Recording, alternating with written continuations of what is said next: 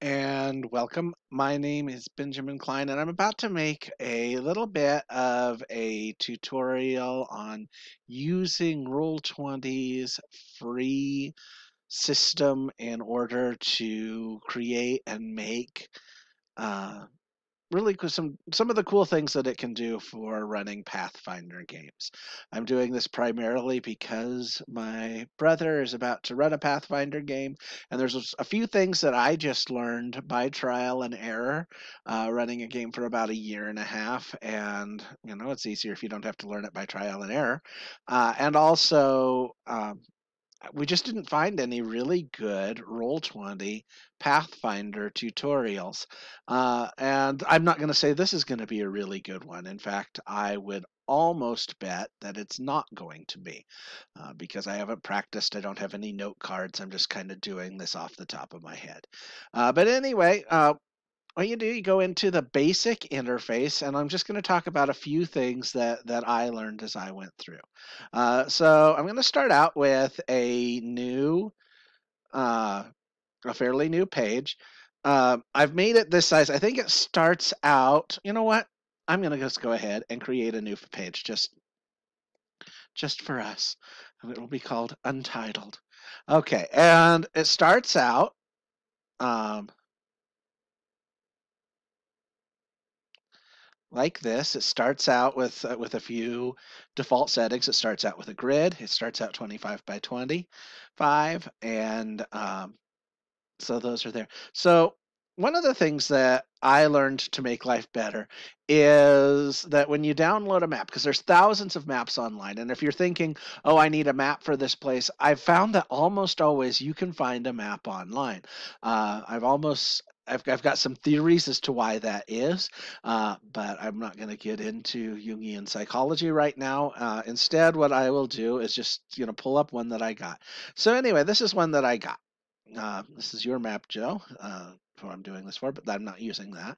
I'm just going to move this one over. And when you move it over, uh, you can either do what I did. You can see I just pulled it over. You can either pull it over on map. The default when you start a new page usually is objects and tokens, but I had it set to map. It's one less step if you set it to map. The next thing you have to do is you have to count the little squares in the grid if it's already a gridded map. If it's not a gridded map, you can make it whatever size you want as long as it makes sense. But if it's a gridded map, you need to count the squares. So I did. This is 50 by 80 squares. So then you have to resize it. So I'm going to resize it. So I'm going to make it, the width is 50, the height is 80, and boop. And so now it should fit. Now this map that I found, I just Google, it was like one of the first maps that came up, and I thought it was kind of pretty, and I might someday use it in some kind of campaign. So it's not a terrible thing to have on my and if you think it's pretty true, it's made by Shipiku. I don't know who he is, but he makes a pretty map. I was about to say he makes pretty maps, but I don't know that. I only know he made this one pretty. So, but anyway, and then you just roll it up to the size. Now, see how this map that I found, most of them that you find online are going to be already gridded, and that's why you have to count. If you have to count, then they're already gridded. And this one, because I already tried it to see what would happen, I actually know what's going to happen as it's gridded. Um, is it's actually going to turn out perfect. Um, one-to-one correlation. What's going on there? Or maybe it won't. Okay. So, huh. Let's make sure that I didn't make any adjustments up top. Okay. So I put this in. Okay, you can see this is not quite perfect, and you can keep working on it. until you get it really close to perfect. But with these gridded maps, one thing that I learned, maybe if I take it down one, it's still not perfect. One thing that I learned is if you're using a gridded map and um, and it doesn't come out perfect, what I do then is I still try and get it really close. And the reason you want to get it really close is so that nobody has to recharge their icons. You don't want anybody to have to do that. And then just remove the grid. And removing the grid, then any player who wants to you could just move things around on the grid without the grid, and it seems to work just fine because there's already a grid on there. If it's not a gridded map, then leave the grid on because it's useful because things catch and lock in place. So that's kind of a useful thing. But if you've got a gridded map and you can't get it to line up, don't spend hours and hours. You can. I mean, if you spend enough time and especially use Alt to resize, you can get your grid perfect. But it can take forever. So don't take forever. Instead, just do this. Um, you hide then anything you want to hide. Um, like I would hide certainly anything. Okay, when you turn on Fog of War, you have to reveal. Um, you have to reveal, and then you can hide. And sometimes what I'd do is I would just reveal the whole page, then hide what I want to hide. Um, I'm not going to go ahead and do that now. But so anyway, yeah, you can reveal the whole page and then hide what you want to hide. I think that's easier than hiding the whole page. So anyway, this is what you do. But this isn't the really cool things in Pathfinder. Oh, there's a dead guy. Um, so anyway, this isn't the really just like the coolest. Um, I must have really gotten my sizes off. I must have miscounted the squares, which is not the first time that's happened. So anyway, the one of the coolest things that I think is useful in Roll20 for Pathfinder is this. Imagine that you're going to have us fighting goblins. So you find a little goblin somewhere in the thing, and switch it over to maps and backgrounds. For some reason, it doesn't always give me access to the premium free assets right away when I do this. I don't know why. But anyway, there's a bunch of goblins here. Kobold, kobold, kobold, goblin. Okay, here's a goblin. Let's put him right there. And you wanna resize him because he's not appropriate to this grid. That would be a huge. Oh, there's a tiny goblin. There we go. There's a normal size goblin. Okay, so you got your little goblin there, and what you want to do is you want to stat him. This is one of the coolest things uh, in Pathfinder, I think.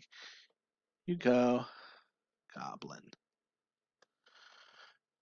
and you can get your stats for a basic goblin. And you move it over onto there.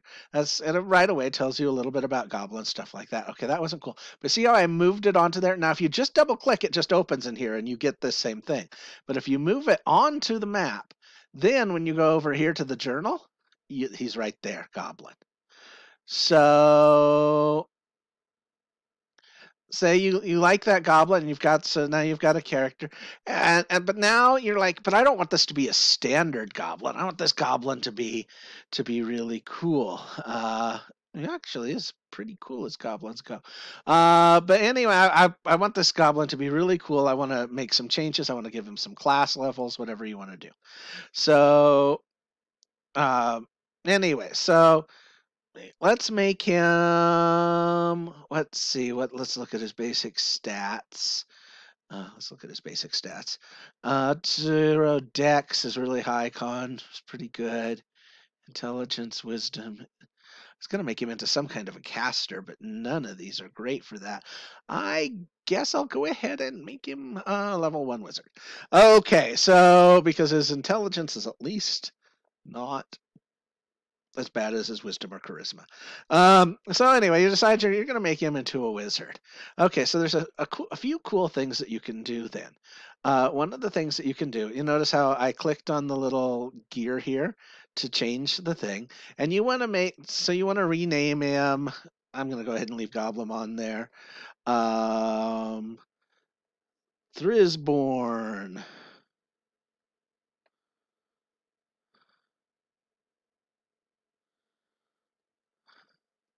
the Goblin.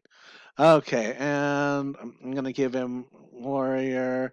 Probably you would jump up his CR and stuff like that if you care to. But since that's information that only you have, you could do it, and you could just leave warrior on here. But then go ahead and figure his change his bonuses to be a wizard. That something would go up if you gave him like one level of wizard. But anyway, you would put those up.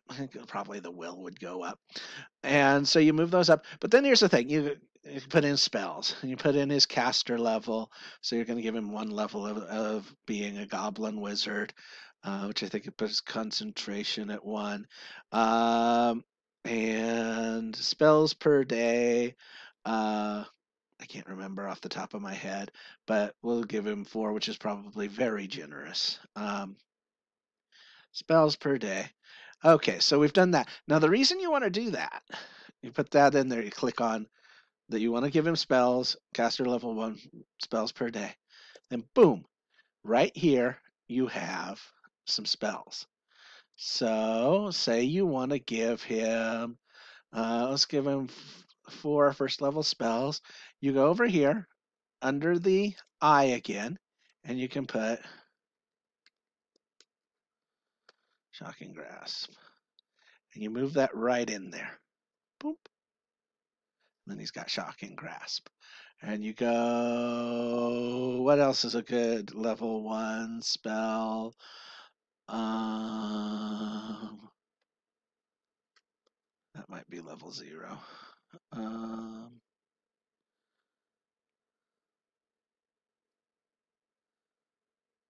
I don't remember. Oh, come on. Oh, those are monster rules. Let's see. What's a good magic missile? Everybody needs that. Um, uh, Spark is a good level 0 spell that I would never really care to give to enemies I'm going to fight. But if I was ever making an adventure and they have spells, I almost always give them that because the ability to light a fire is good. So anyway, you've done all this. You've go ahead and put in all the spells you want him to have. Now here's what's neat. When it comes time to fight that guy, instead of going through and all of that, when he comes up, you can say, "Okay, we're going to fight this guy now," and you can just go on, and there he is, Thrisborn the Goblin. So I'll go ahead and close this. They get to Thrisborn the Goblin. You can click on it, and then Thrisborn is going to shoot at them with his short bow, and you can just normally click on it. What's going on? I'm not showing you very well. Okay. Thrisborn the Goblin is going to shoot with a short bow. And it automatically comes up on there that he shot with his short bow. He attacked for 13 and did 1 damage. So if that meets their AC, he did 1 damage. So you can just click on it then. Short bow, sword, and it just works. And you don't have to, do all those other things. Those are cool. But also, if you've put his spells in here, it tells you everything. It tells you what the resistances are, all of that stuff, how much damage he'll do, uh, what they have to do to spell resistance, school, casting time, um, everything like that. If you're like, oh, but there's silence cast on him, you can see that there are verbal components, so he can't cast that. All of that stuff is, right there as soon as you as soon as you cast it. So that is super, super handy. Um, the only thing I'd say is because I've got just no